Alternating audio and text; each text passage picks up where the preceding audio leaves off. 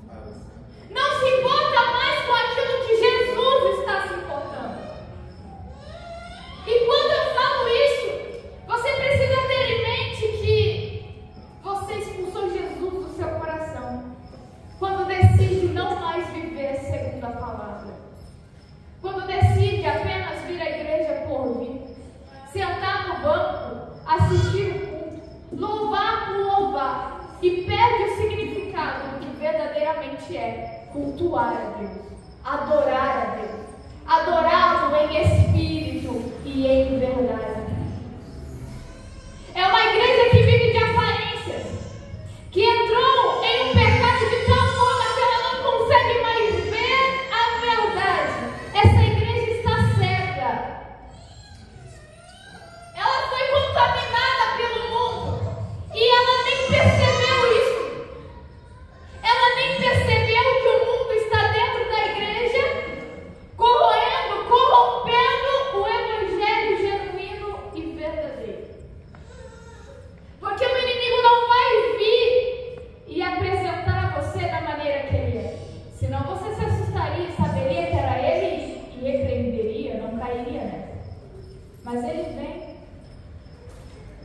como a pizza, querendo conquistar, querendo mostrar algo que ele não é, não demonstrando a sua verdadeira face. E assim ele vai conquistando aos poucos. E quando você vê, já é tarde demais. Já está nas mãos dele. Não existe pecadinho e pecador. Quando ele entra, tudo começa a ficar pior do que já está antes. Ah, mas isso aqui não tem nada a ver. Mas está tudo certo, isso aqui nada a ver. Está tudo bem. É só um golinho aqui, é só um cigarrinho ali, é só uma ficadinha ali atrás do muro, no escondido. Ah, é só uma noite, não tem nada a ver. Deus está vendo o que você está fazendo. Em Efésios 5, 8, 9 vai dizer: porque noutro tempo erais trevas, mas agora sois luz no Senhor. Então andai como filhos da luz, porque o fruto do Espírito está em toda bondade e justiça e verdade. Vocês antes viviam em trevas, estavam nas trevas, nas mãos do inimigo. Havia uma grande destruição. Só que o Senhor interveio e tirou você do reino das trevas e transportou para o reino da luz, para o reino do Filho amado. E agora não é mais para você viver e andar como filho das trevas, mas como filho da luz.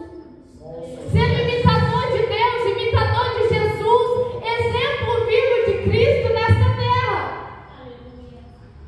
Agora você está tão incomodado, acomodado, que se esquece que tem uma multidão do seu lado que está sofrendo, que está gemendo. Ao seu redor há uma igreja doente que não cura mais.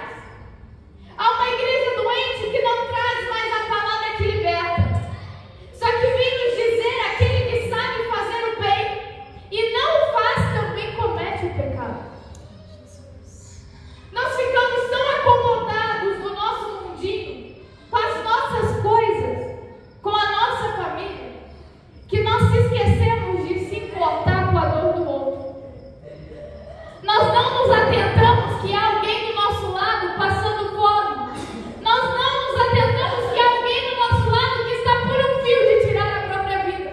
Nós não nos atentamos que há alguém do nosso lado que a alma está gritando e só precisa de um abraço. Nós não nos atentamos com a dor do próximo. E nisso deixamos de cumprir um dos mandamentos mais importantes, que é amar ao próximo como a nós mesmos. Como Jesus amou, dando a sua própria vida. Nós não estamos nos importando mais. Mas às vezes não é nem por mal que nós fazemos isso. Entramos numa rotina que esquecemos de olhar para o nosso próximo e perguntar se verdadeiramente está tudo bem. Uma igreja vaidosa, mas que não liga para os órfãos, para as viúvas, que não está se importando com o que Cristo está se importando, que há crianças lá fora sofrendo,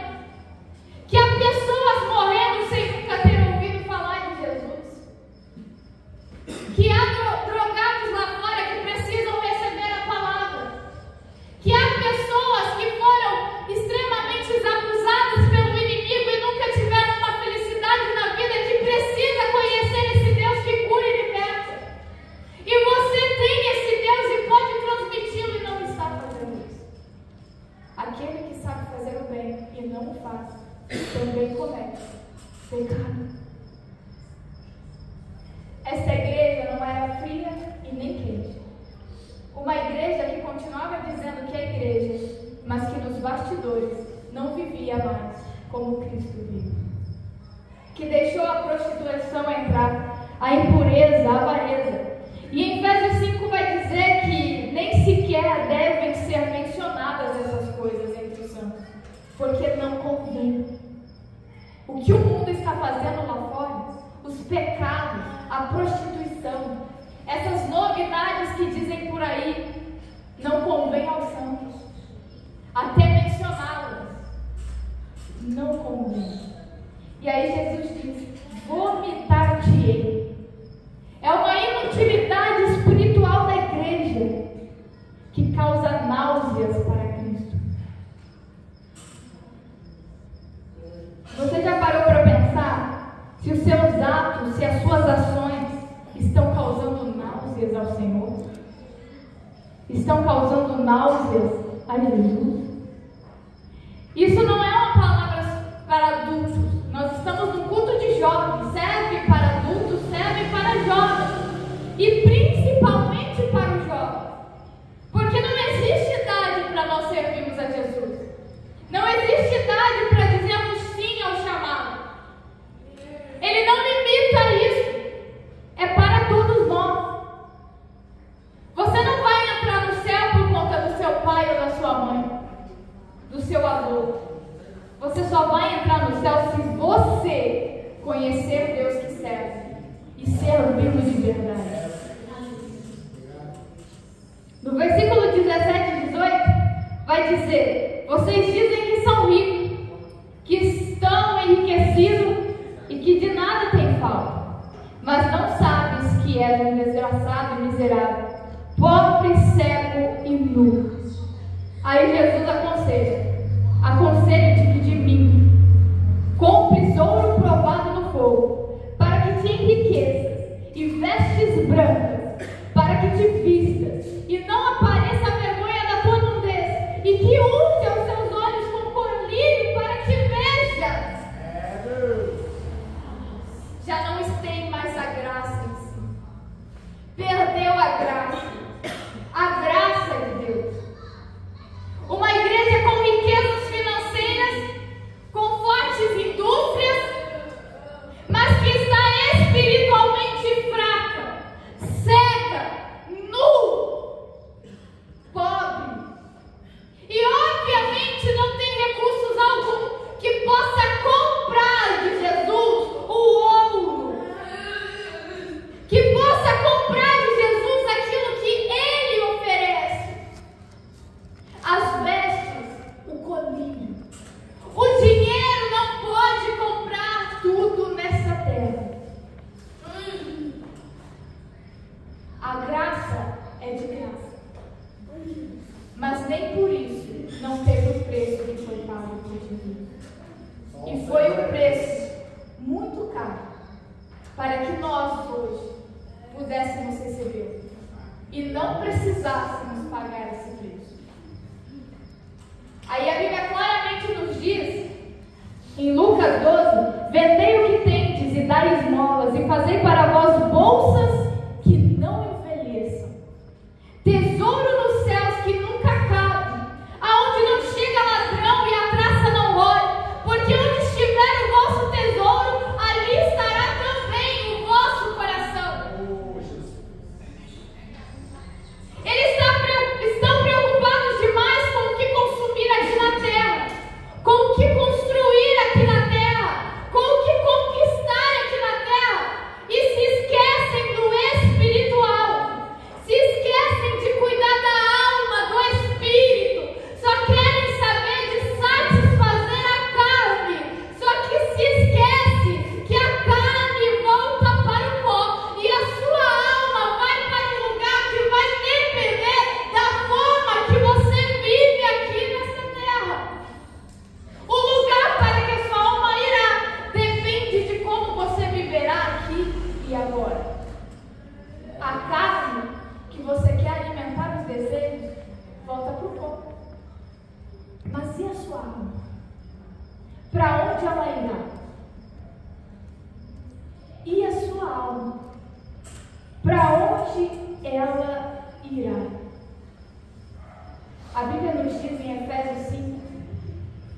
Porque bem sabeis isso, que nenhum fornicador ou impuro, ou avarento, o qual é idólatra, tem herança no reino de Cristo e de Deus. Esse prazer momentâneo, esse banquete oferecido pelo inimigo, pelo mundo, ele pode parecer bom agora e satisfazer a tua carne. Mas a Bíblia vai nos dizer claramente que o salário do pecado é a morte, mas que o dom gratuito de Deus é a vida eterna. Este mundo te oferece a morte, esse pecado, esse banquete te leva à morte, mas o que Jesus te oferece é uma vida com abundância aqui e agora e uma vida eterna logo depois. Graças a Deus. Só existem dois caminhos, duas escolhas, e uma delas te levará até Deus, e só uma delas te concederá a vida eterna, e a outra te levará para a condenação. Espiritualmente cegos, pobres e nus. Somente a graça de Jesus é que pode fazer com que você volte a enxergar, é que pode te vestir com vestes brancas, é que pode abrir os seus olhos e te fazer rico espiritualmente. O Senhor, Ele faz um convite para os pobres e sedentos espirituais, para comprar, mesmo sem dinheiro e sem preço, o vinho e o leite.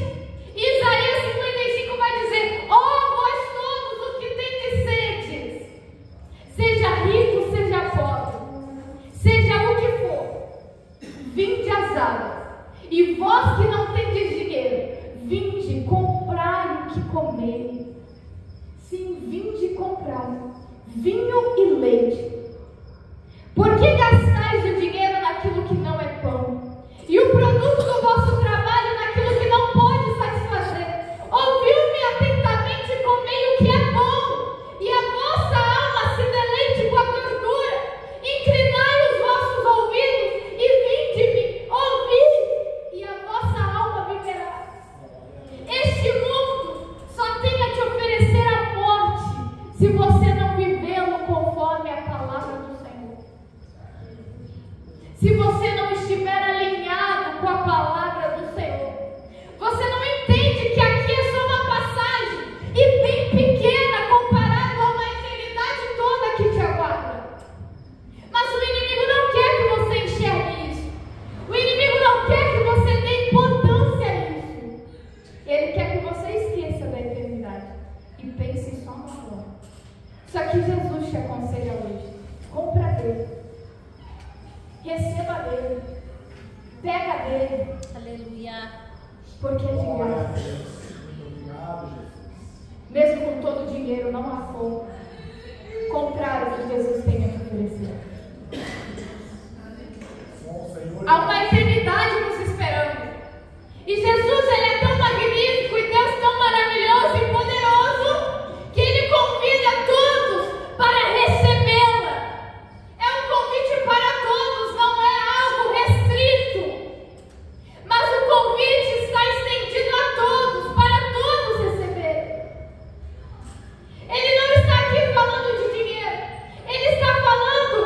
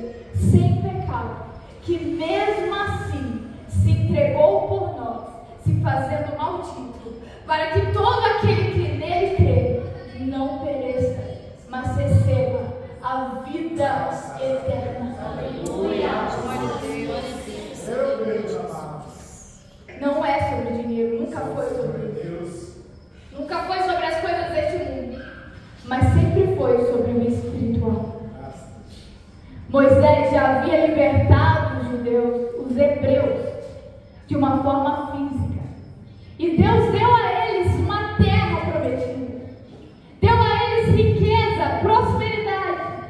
Mas isso não foi suficiente para que eles se mantessem fiel a Deus. Agora Jesus vem, nasce na manjedoura, se entregando por nós, para receber um reino, ter um reino, estabelecer esse reino. Um reino que vai além deste mundo, que vai além do que nós vemos. Um reino que não é passageiro, mas que permanece para todo sempre. Que pode passar tudo que for, mas o reino dele é permanente. A palavra dele nunca passa. É um reino eterno, permanente, estabelecido pelo Messias. E ele te convida para quem quiser vir, seja pobre, seja rico, seja quem for, venha receber com ele esse reino. Venha fazer parte deste reino.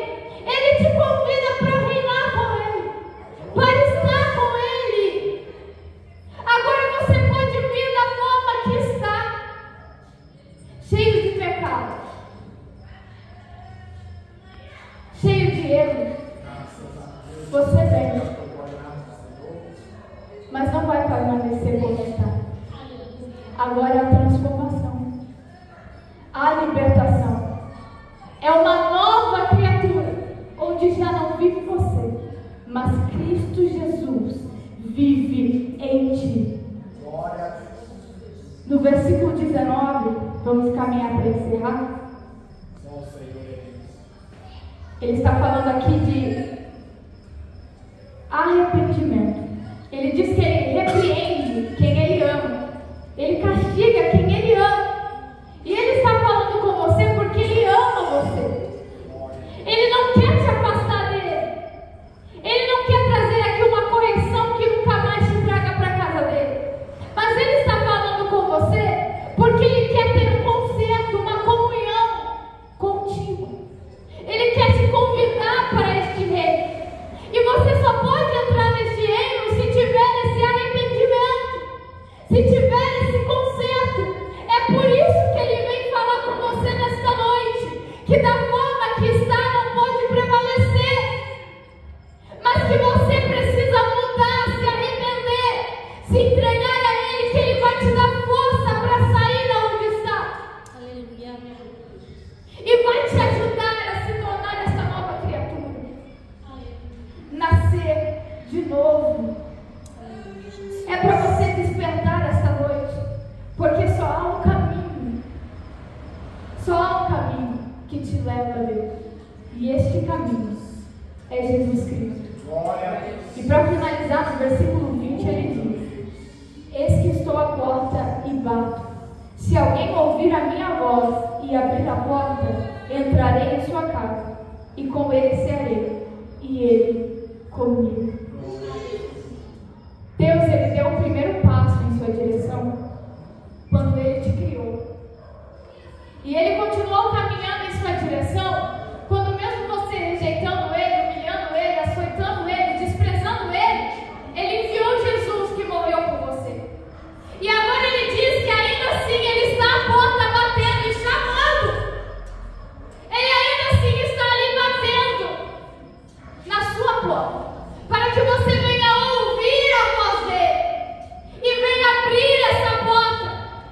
Porque ele não quer que você seja condenado eternamente, mas ele quer entrar no seu coração, entrar na sua vida, cear com você, ter comunhão contigo e te dar a vida eterna.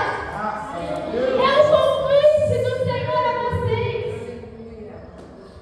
Abra a porta para que ele entre nessa vida.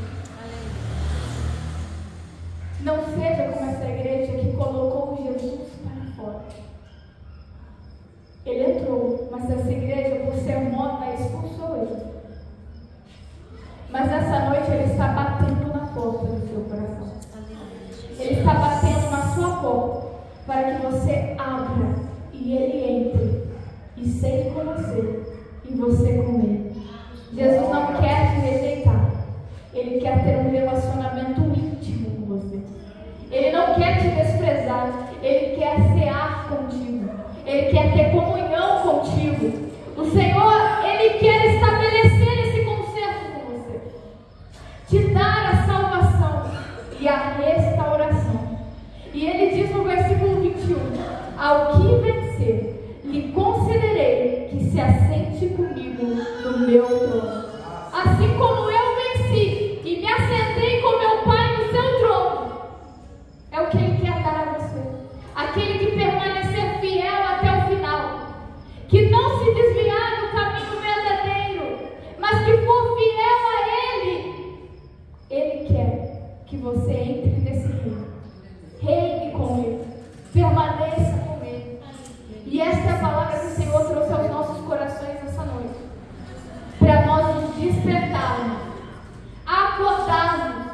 Porque Jesus está voltando. Jesus está voltando, queira você ou não, Ele vai voltar. E você só vai com Ele se estiver despertado. Você só vai com Ele se estiver em comunhão. Você só vai com Ele se estiver ceando com Ele. Sendo um com Ele como Ele é com o Pai. Jesus está voltando. Jovens. É para vocês também. Jesus está voltando. E a escolha de subir com Ele é vocês que têm. Dependendo da forma que vocês vivem. Que o Senhor continue abençoando imensamente a cada um de vocês nessa noite. E que Ele possa continuar ministrando em vossos corações. E eu agradeço a minha oportunidade.